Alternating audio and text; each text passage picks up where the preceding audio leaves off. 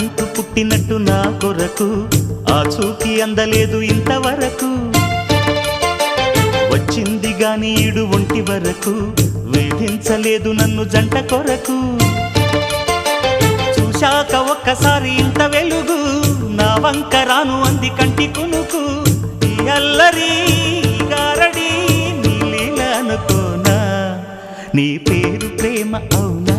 ఇవాళే నిన్ను పోల్చుకుందా